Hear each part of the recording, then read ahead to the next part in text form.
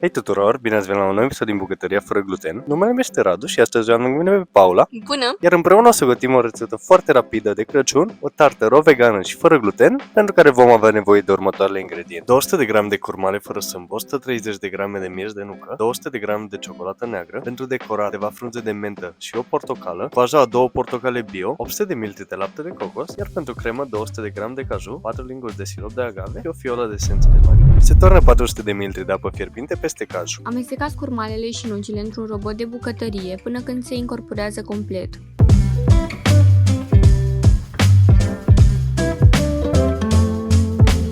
Formați o bilă din amestec, apoi transferați-le într-o tavă de tartă sau de plăcintă.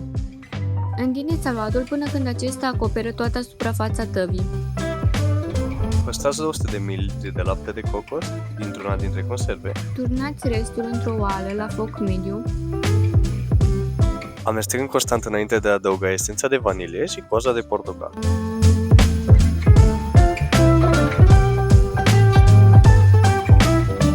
Adăugați treptat bucățile de ciocolată până când acestea se incorporează complet.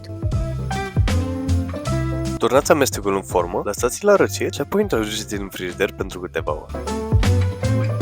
Apoi pentru cremă scurgeți cajul de apă, adăugați peste el laptele de cocos pe care l-a salvat și siropul de agave.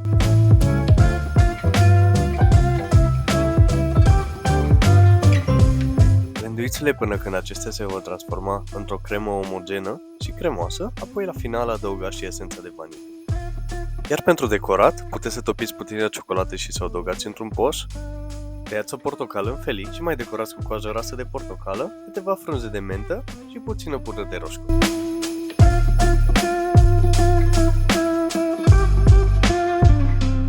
Tăiați tarta în felii și serviți-o rece. Serviți tarta alături de crema de caju. Rețetă absolut delicioasă, una dintre cele mai bune rețete fără gluten și ro vegane pe care le-am încercat până acum. Vă recomandăm cu mare drag și vă urăm spor la gătit și sărbători fericite. Ne vom revedea la anul cu un amalgam de rețete noi și gustoase fără gluten. Pe data viitoare!